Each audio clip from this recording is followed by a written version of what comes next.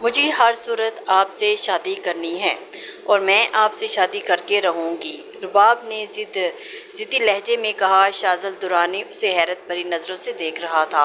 तुम्हारा दिमाग तो दुरुस्त है रुबाब। 16 साल वो लड़की उसके होश ही तो उड़ा के रख गई थी। उसके करीब अपने गज़बनाक नज़रें उसकी आंखों में गाड़े वो बोला था, अपनी उम्र देखी है तुमने? बहुत शौक है तुम्हें मेरी बीवी बनने का। तुम्हारी बहन तो मुझे सह नहीं पाई, हनीमून ट्रिप में ही दम तोड़ गई थी। तुम्हें क्या लगता है तुम सह लोगी? मुझे तंजिया मुस्कुराहट चेहरे पर सजाकर उस ज़रा सी लड़की को सर तक पैर तक देखने लगा। मुझे आपसे शादी करनी है। रुबाब की ज़ुबान पर बस एक यही बात थी। हालांकि चेहरे पर बदख्वासी थी, माथे पर नन्हे नन्हे पसीने के कतरे थे, आंखों में खौफ था, लेकिन फिर भी दीदा दिलेरी से वो खड़ी थी। शाज़ल की आंखों में आंखें डाले देख रही थी। वो ज़रा सा मुस्कुराया, क्योंकि अपनी नाजुक जान पर जुल्म करना चाहती हो? तुम्हारी 24 साला बहन, जो कि एक भरपूर जिस्म की मालिक थी, मेरी शिद्दतों को जी नहीं पाई थी। तुम तो शायद एक रात में ही मर जाओगी। अपनी जान प्यारी नहीं है क्या तुम्हें? खुद से मोहब्बत नहीं है? शाज़ल ने उसकी आंखों का खौफ देखकर उसे मज़ीद डराने की कोशिश की थी, लेकिन वो आंखें बंद करके उसकी जानिब होंठ पूरी तरह से कपकपा रहे थे और उसकी जानिब देख रही थी। मम्मा, मैं बर्दाश्त कर लूँगी, कहने लगा हूँ। बर्दाश्त करोगी? कपकपाते होंठों के साथ, हिचकिचाते लहजे के साथ, दम है तन में। शाज़ल दुरानी एक शेर का नाम है लड़की। अपने आप को मुश्किल में मत डालो। मेरे पागलपन को तुम नहीं जीत पाओगी। अपनी ज़रा सी जान पर तरस खाओ। आप सिर्फ मुझे ये बताएं कि आप मुझसे शादी करेंगे। अभी तक वो आंखें भी नहीं खोल पाई थी। चेहरे पर पसीने की बूंदें मज़ीद बढ़ने लगी थी। शाज़ल ने अपनी पेशानी पर अपने शहादत की उंगली फेरनी शुरू की। वो जैसे अपनी सांस रोक चुकी थी। फिर उंगली फेरते हुए उसकी के कपकपाते होंठों पर उंगली फेरी और एज यू विश। रुबाब, तुम्हें मरने का इतना ही शौक है तो फिर मोस्ट वेलकम। तुम भी मज़ा चख लो मेरी गुर्बत का। लेकिन क्या तुम्हारे घर वाले मान जाएंगे? क्योंकि अपनी एक बेटी को मेरे हाथों गंवा चुके हैं और मुझे नहीं लगता कि वो तुम्हारी शादी मुझसे करेंगे। ये मेरा मसला है, आपका नहीं। वो अब भी रुबाब के चेहरे के इस कदर करीब था कि उसकी गर्म झुलसा देने वाली सांसें रुबाब के चेहरे की हवाइयाँ उड़ा रही थी। मैं मना लूँगी। वो फिर से हिचकिचाई थी और फिर कहने लगा, फिर ठीक है, मुझे फ़ोन करके बता देना मैं कब तुम्हारे रिश्ता मांगूँ। कहने लगी, ठीक है। ये कहकर वह जल्दी से पीछे हटी थी और उसके ऑफिस के कमरे से बाहर निकल आई। ऑफिस के कमरे में एसी का टेम्परेचर 16 पर था, लेकिन वो पूरी की पूरी पसीने में शराबूर हो चुकी थी। आंखों में आने वाली नमी उसने साफ किया था। जानबूझकर वो अपना आप उस दरिंदे के हाथ देने के लिए तैयार थी जिसने उसकी बहन पर ज़रा भी रहम नहीं किया था। वो ये भी नहीं जानती थी कि उसका क्या हाल होगा। उसे ये भी नहीं पता था कि जो कदम उठाने जा रही है उसका अंजाम क्या होगा। दिल ज़ोर ज़ोर से धड़क रहा था। नाजुक सी छुई मुई सी लड़की थी वो, और वो चट्टानी वजूद रखने वाला मर्द। उसकी ज़रा सी भी कुर्बत पर वो लरज़ कर रह गई थी और उसके साथ तन्हाई का सोचकर उसका खुशकहून हो रहा था, और लेकिन अपनी ज़िद पर अब भी कायम थी। उसे समझ नहीं आ रही थी कि वो क्या करे। और घर आकर एक और इम्तिहान था। अभी तो अपने वालिदैन को शाज़ल के लिए राज़ी करना था, जो कि उसे उमेरा का कातिल समझ रहे थे। वो तो शाज़ल की शक्ल तक देखने को तैयार न थे। ऐसे में छोटी बेटी का निकाह उसी से करना तो नामुमकिन सी बात थी। लेकिन वो सोच चुकी थी कि उसे शादी शाज़ल से ही करनी है। अभी आपके शाज़ल कितने हैंडसम है ना, बिल्कुल फिल्मी हीरो जैसे। रुबाब ने उमेरा के मोबाइल से शाज़ल की तस्वीर देखते ही कहा था, तो तुम्हें वो फिल्मी हीरो जैसा लगता है उमेरा ने छोटी बहन का नाक दबाते हुए पूछा था। साथ में उसके चेहरे पर एक दिलफरेब मुस्कुराहट फैली थी। तो और क्या, आप तो बहुत लकी हैं। अब मैं आपकी जगह होती तो सोचने का वक्त ही न लेती और मैं हाँ बोल देती।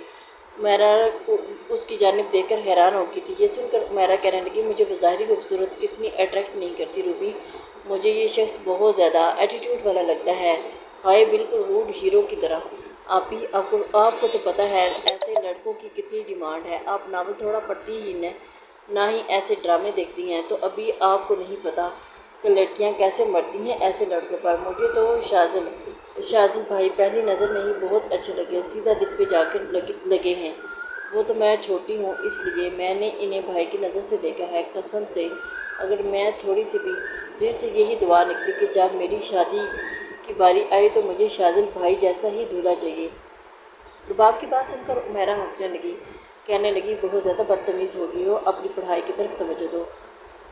عمیرہ کا رشتہ شاذل سے پکا ہو چکا تھا اور رات کو عمیرہ کے نمبر پر شاذل کی کال آئی تھی۔ عمیرہ نے تو دیکھ کر ہی اپنے دل پر ہاتھ رکھ لیا تھا، ارے انہوں نے مجھے فون کیوں کیا ہے؟ وہ اسی سوچ میں گم تھی۔ شاذل کا نمبر اس کے پاس پہلے سے سیو تھا کیونکہ اس کی بڑی بہن عمیرہ کے موبائل پر کال کرتی تھی۔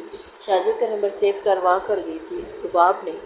رباب نے جب یہ سنا تو اپنی کتاب بند کی تھی، کہنے لگی واو ہاؤ رومانٹک ہی از آپی، جلدی سے بات کرو نا، مجھے بھی سننا ہے منگیتر آپس میں کیا باتیں کرتے ہیں۔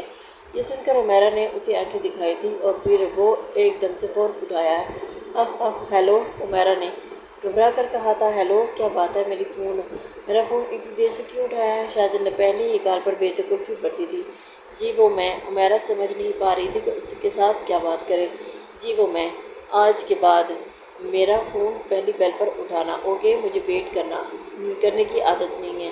عمیرہ تو اس کے لہجے کی سن کر ہی گھبرا کر رہ گئی تھی۔ جی آئندہ کوشش کروں گی کہ پہلے ہی بیل پر اٹھا لوں۔ عمیرہ نروس ہوئی تھی۔ رباب اسے شاذل سے باتیں کرتے دیکھ کر بہت بری نظروں سے دیکھ رہی تھی اور کمرے سے باہر آ گئی۔ دیکھو میں کچھ باتیں تم سے کلیئر کرنا چاہتا ہوں، مجھے ڈری سہمی لڑکیاں بالکل پسند نہیں، مجھے با اعتماد لڑکی اچھی لگتی ہے اور با اعتماد کے ساتھ ساتھ بے باک بھی۔ یہ سن کر تو عمیرہ کے ماتھے پر پسینے کے قطرے نمودار ہوئے تھے۔ تبھی تو میں سمجھی نہیں کیوں تمہیں اردو زبان سمجھ میں نہیں آتی، بڑا کرفٹ لہجہ تھا شاذل کا۔ اس نے کہا تھا کہ مجھے بے باک لڑکیاں اچھی لگتی ہیں۔ میں کل کو تمہیں بھی کرنے آؤں گا، کھانا ہم ایک ریسٹورینٹ میں کھائیں گے تو تیار رہنا۔ یہ سن کر عمیرہ جتنی حیران ہوتی اتنا ہی کم تھا، کہنے لگی شاذل میں ایسے مزاج کی نہیں ہوں، مجھے یہ سب پسند نہیں ہے۔ اور ابھی وہ بات ہی کر رہی تھی جب اس نے کہا او ہیلو، دیکھو مجھے انکار سننے کی عادت نہیں ہے اور میں نے کہہ دیا تو بس تیار رہنا، جو کہہ دیا ہے وہی کرتا ہوں۔ اب تم میری ہونے والی بیوی ہو تو میری پسند اور میں اپنے آپ کو ڈھالنے کی کوشش کرنی چاہیے۔ میں نے ایک دفعہ کہہ دیا ہے، اپنے والدین کی پسند کی لڑکی سے شادی کرنے کے لیے حامی تو بھر لی، لیکن مجھے تم جیسی شرمیلی لڑکیاں بالکل بھی پسند نہیں ہیں۔ جتنا جلدی تم اپنے آپ کو میرے لیے بدلو گی اتنا ہی تمہارے لیے بہتر ہوگا۔ عمیرہ تو شاذل کی پہلی کال پر ہی پریشان ہو کر رہ گئی تھی۔ عمیرہ کی سمجھ میں کچھ نہیں آ رہا تھا کہ اس کی شادی کیسے انسان کے ساتھ کی جا رہی ہے، حالانکہ منگیتر کے ساتھ باہر کھانا کھانے کو اتنا معیوب نہیں سمجھا جاتا تھا، لیکن شاذل کی باتیں بڑی عجیب تھیں۔ نیا نیا رشتہ طے ہوا تھا، وہ نہیں چاہتی تھی کہ کوئی خرابی پیدا ہو، اس لیے اگلے روز جب شاذل اسے لینے آیا تو اس کے ساتھ چلی گئی، لیکن جب سے واپس آئی تھی چپ سی تھی۔ کئی بار رباب عمیرہ سے پوچھ چکی تھی کہ آخر اسے ہوا کیا، کیوں چپ ہے۔ شاذل نے اس کی پہلی ملاقات کیسی رہی، لیکن وہ جواب دینے سے ہی قاصر تھی، جب تھی کچھ نہیں کہہ رہی تھی۔ رباب کہنے لگی اپیا یہ تو غلط ہے، مجھے بتائیں نا کہ آپ کی شاذل بھائی سے کیا بات ہوئی۔ وہ کہنے لگی کچھ نہیں۔ رباب کو لگا کہ وہ شرما رہی ہے، لیکن اس کی آنکھوں میں نمی تھی، وہی جانتی تھی کہ پہلی ملاقات میں اس کے ساتھ کیا اذیت سہ کر لوٹی ہے۔ 1 مہینے بعد اس کی شادی تھی، لیکن جیسے جیسے شادی کے دن قریب آ رہے تھے وہ اور بھی ڈری سہمی رہنے لگی۔ بجائے خوش ہونے کے عمیرہ پریشان ہو رہی تھی، اسے سمجھ نہیں آ رہی تھی کہ وہ کیا کرے۔ رباب سے بھی اس نے کوئی بات نہیں کی تھی کیونکہ وہ بہت چھوٹی تھی۔ رشتہ طے ہوتے ہی اس نے شادی کی تیاریاں شروع ہو چکی تھیں اور گھر والے سب شادی کی تیاریوں میں مصروف تھے۔ والدین بہت خوش تھے، اس لیے وہ شاذل کی بارے میں کسی سے کچھ نہیں کہہ سکی۔ بہرحال شادی ہو چکی تھی، لیکن شادی کے 1 مہینے کے بعد اچانک ہی سے فون آیا تھا کہ شاذل اور عمیر ہنی مون پر گئے تھے، لیکن وہیں اس کا انتقال ہو گیا۔ رات کو وہ گہری نیند سوئی تھی، لیکن صبح نہیں اٹھ سکی، حالانکہ اسے کوئی بیماری نہیں تھی، کچھ بھی نہیں تھا۔ یہ صدمہ رباب اور اس کے گھر والوں کے لیے وہ ایک قیامت بن کر ٹوٹا تھا۔ رباب کا تو رو رو کر برا حال تھا اور اس کی والدہ کو بار بار غشی کے دورے پڑ رہے تھے۔ ایسے میں سب ان کو دیکھ کر بہت پریشان تھے، کسی کو کچھ تو پتہ نہیں تھا۔ جب شاذل عمیرہ کی میت واپس ساتھ لے کر لوٹا تو ایک احرام سمجھ گیا۔ شاذل بھی بہت رو رہا تھا، بظاہر تو یہی لگ رہا تھا کہ اسے بھی بہت دکھ ہوا ہے، لیکن رباب اسے عجیب نظر سے دیکھ رہی تھی، وہ رو رہا تھا۔ سوگ مناتے رہے۔ وقت گزرنے لگا۔ ابھی عمیرہ کے انتقال کے 2 ماہ بھی نہیں گزرے تھے جب ایک بار رباب شاذل کے آفس گئی تھی۔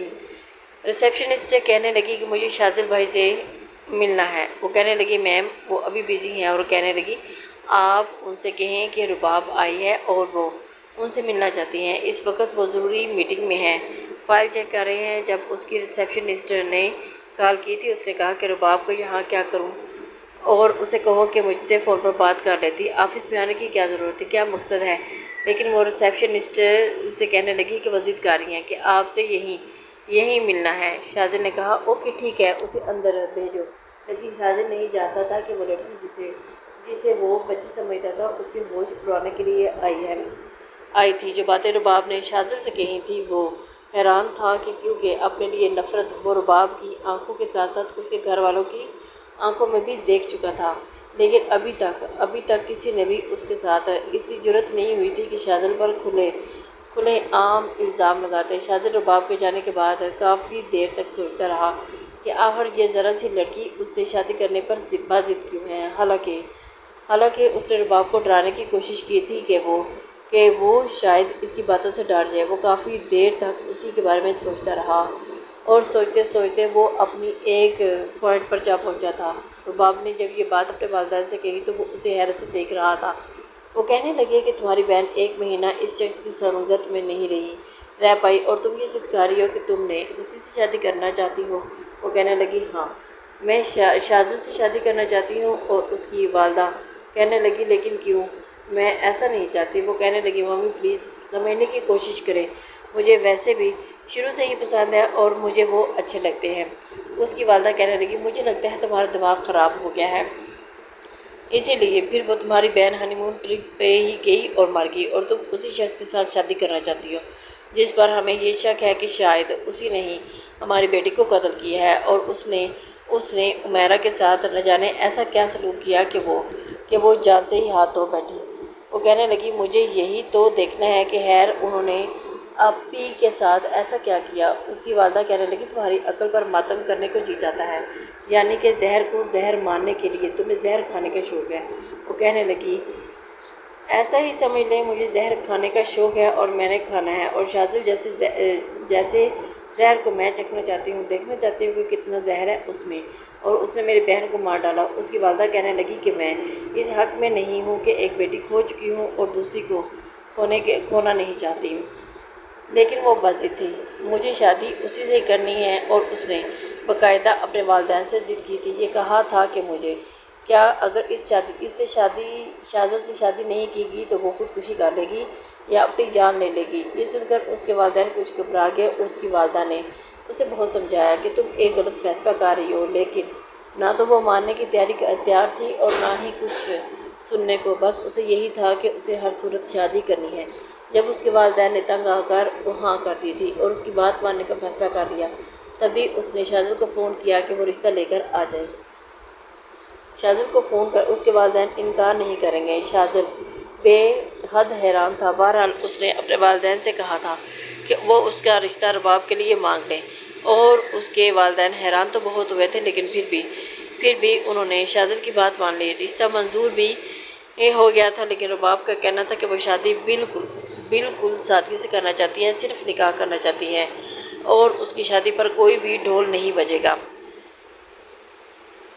نہ گانے بجائیں گے، بس چند لوگوں کی موجودگی میں نکاح ہوگا۔ شاذل اس لڑکی کو سمجھ نہیں پا رہا تھا جو دیکھنے میں اس سے کافی چھوٹی لگ رہی تھی، لیکن اس کی عقل کو اپنی ہر بات سے حیران کرنے پر تلی ہوئی تھی۔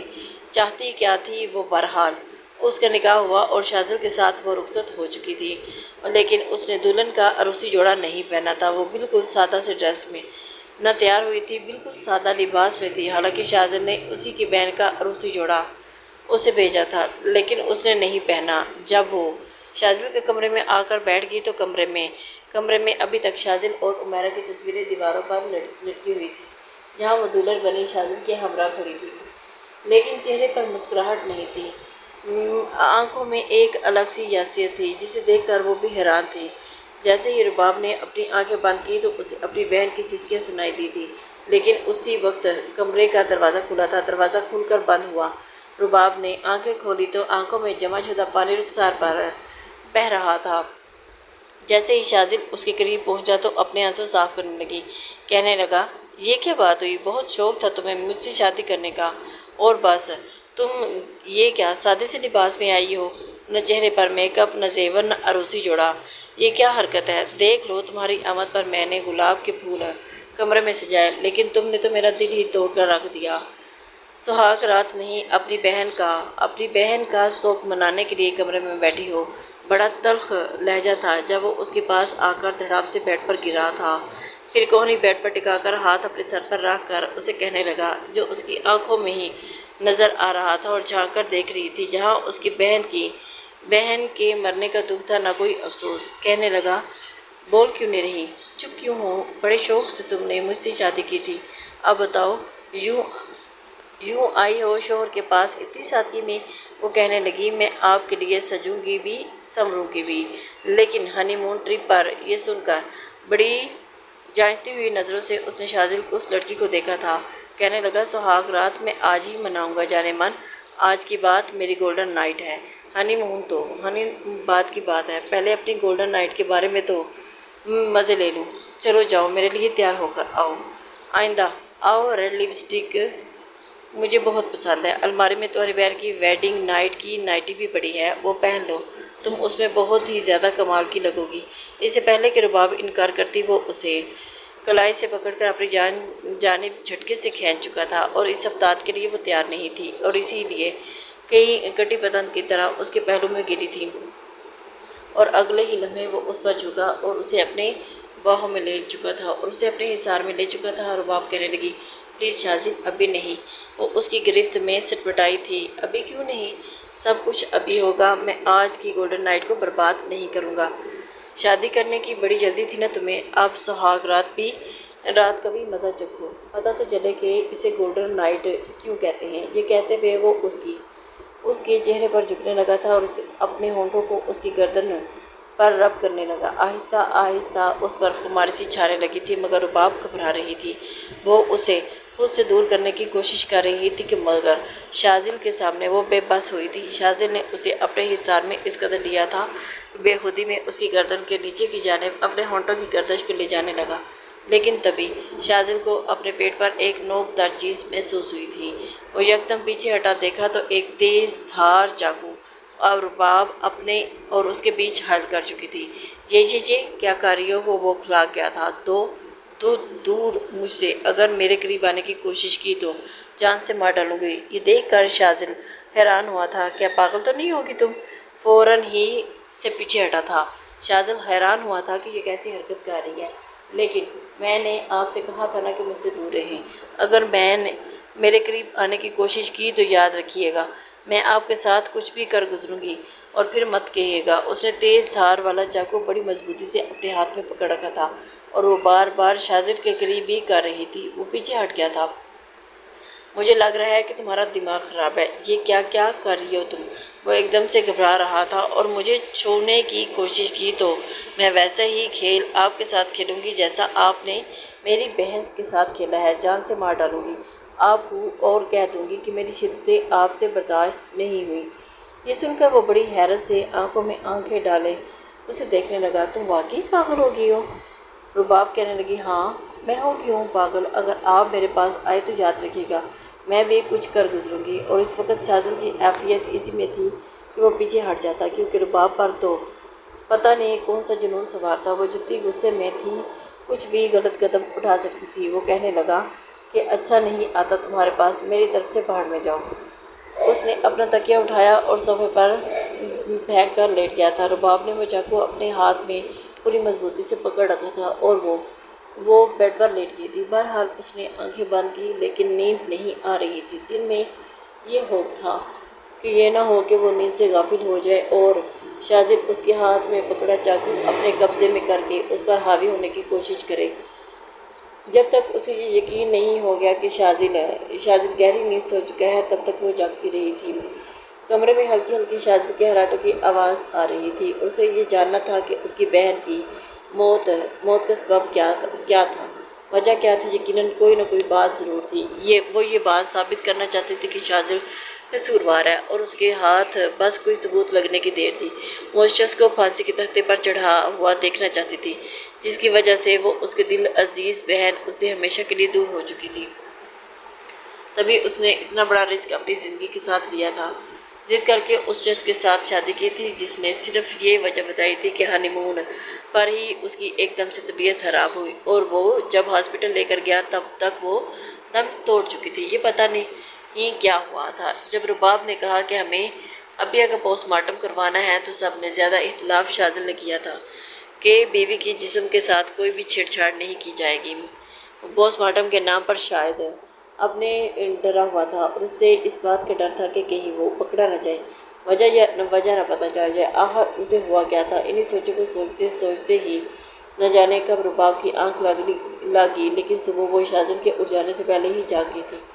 وہ ابھی بے خبر صوفے پر سو رہا تھا اور اس نے ایک نظر اس پر ڈالی اور الماری سے اپنے کپڑے نکالے اور نہا کر کپڑے تبدیل کیے۔ وہ ایک چھوٹا سا تیز دھار والا چاقو جس کے اوپر پلاسٹک کا کور بھی تھا چڑھا ہوا اور اس نے اپنے پیٹ پر ایک بیلٹ باندھ کر اس میں ٹکایا ہوا تھا تاکہ وہ چاقو ہر وقت اس کے پاس رہے، تاکہ شاذل اس کے قریب نہ آ سکے۔ اس بیلٹ کے اوپر اپنی قمیض پہن لیتی تھی تاکہ کسی کو نہ تو بیلٹ نظر آئے اور نہ ہی اس میں چھپا ہوا چھوٹا سا تیز دھار والا چاقو جو کسی بھی انسان کو چیر پھاڑنے کی صلاحیت رکھتا تھا۔ جب شاذل کی آنکھ کھلی تب تک کمرہ خالی تھا۔ آنکھ کھلتے ہی اسے رات والا واقعہ یاد آیا۔ وہ سوچ چکا تھا کہ اس سرپھری لڑکی کا دماغ درست کر رہے گا۔ وہ ایک منصوبے کے تحت اس کی بیوی بنی تھی اور وہ جو جاننا چاہتی تھی شاذل مر کر بھی اسے سچائی کبھی نہیں بتاتا، اسے ہوا بھی نہیں لگنے دیتا۔ ایک جنگ تھی جو ان دونوں کے اندر جا رہی تھی۔ شاذل اٹھ کر اپنی الماری سے ان کے پاس گیا اور سفید رنگ کی شلوار قمیض نکالی اور نہا دھو کر باہر آیا تو رباب اور اس کی والدہ ساتھ ٹیبل پر بیٹھی ہوئی تھی۔ پہلی بار اس نے اس کے لمبے گھنے بالوں کو دیکھا تھا جو گیلے تھے اور ان میں پانی ٹپک رہا تھا۔ عورت کے لمبے بال اور اس کی سب سے بڑی کمزوری تھی، دیوانہ تھا لمبے بالوں پر، لیکن عمیرہ کے بال بس کندھے سے ہی کچھ نیچے تھے، اتنے لمبے نہیں تھے، اور اس کے بالوں کو دیکھ کر تو کچھ دیر تو وہ بڑی محویت سے اس کی جانب دیکھتا رہا اور پھر اس کے برابر والی کرسی پر جا بیٹھا۔ وہ اپنی بہن سے کہیں زیادہ خوبصورت تھی۔ پہلی بار شاذل نے اسے اتنے غور سے دیکھا تھا، اور لیکن اپنی ساس سے ہی تو باتوں میں مصروف تھی جو بالکل سامنے بیٹھی تھی اور ان سے باتیں کر رہی تھی۔ رفاقت بیگم نے جب اپنے بیٹے کو دیکھا تو وہ کہنے لگی، آؤ یہاں، ہم تمہارا انتظار کر رہے تھے، چلو ناشتہ شروع کرو، کب سے رباب تمہارے انتظار میں بیٹھی ہے۔ رباب نے جب اپنے پیچھے پلٹ کر دیکھا تو تب تک شاذل کرسی کھینچ کر بیٹھ چکا تھا۔ وہ بھی چپ چاپ اپنی پلیٹ میں آملیٹ اور بریڈ ڈال کر ناشتہ کرنے لگی تھی۔ جب ناشتے کے دوران شاذل نے اس کے خوبصورت پیروں پر اپنا انگوٹھا پھیرنا شروع کیا تھا، پہلے تو وہ بری طرح سے بوکھلائی تھی، پھر جب اس نے شاذل کی طرف دیکھا تو اس نے اپنی ایک منی سی مسکراہٹ اس کی جانب اچھالی تھی۔ اسے دیکھا تھا، ساتھ ساتھ اپنے پاؤں کا انگوٹھا اس کے پیر سے رب کرتے کرتے اس کی پنڈلی تک لے آیا تھا۔ رباب کی دھڑکنیں تیز ہوئی تھی اور وہ پاؤں پیچھے کر رہی تھی، لیکن پھر بھی اس کے قریب اپنا پیر لے جاتا اور اپنی حرکتوں سے باز نہیں آ رہا تھا۔ رباب کا بس نہیں چل رہا تھا کہ کپ میں موجود گرم چائے اس کے منہ پر پھینک دے۔ کئی بار اسے گھور چکی تھی لیکن اس کی صحت پر کوئی خاص فرق نہیں پڑا تھا۔ اپنے پیروں سے اور اس کے پیروں کے ساتھ اور پیروں سے اوپر کے حصے میں غصائیاں کیے جا رہا تھا۔ رباب کا ناشتہ کرنا مشکل ہو گیا تھا۔ بہت مشکل سے اس نے چائے کے 2 گھونٹ بھرے اور کھڑی ہو گئی اور اس کی والدہ کہنے لگی، بیٹا کچھ دیر آرام کر لو اور بعد میں پھر ولیمے کے لیے تمہیں پارلر جانا ہے۔ شادی تو سادگی سے ہوئی لیکن ولیمہ ہم اچھا کریں گے۔ شاذل کہنے لگا، ہاں ہاں رباب، جاؤ جا کر آرام کر لو، ویسے بھی پوری رات تو ٹھیک سے سو جو نہیں سکی۔ جان بوجھ کر اس نے بے شرمی کی حد پار کی تھی، اس اپنی ماں کے سامنے بھی لحاظ نہیں رکھا تھا۔ رباب اسے غصے سے دیکھتے ہوئے کمرے کی جانب بڑھ چکی تھی۔ کچھ دیر کے بعد شاذل بھی کمرے میں آ چکا تھا۔